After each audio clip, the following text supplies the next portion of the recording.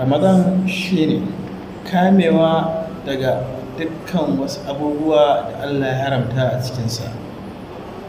Kamewa daga ci, kamewa daga sha, kamewa daga mummunan lafazi wato baki, kamewa daga ƙafafunka zuwa wajen yin sabo, kamewa daga idonka kai da gano haramun, kame bakinka kai da furta haramun ko ya yi abin da yake Allah ya haramta. A Ramadan ba iya kamewa daga ci da sha bane ba Ramadan.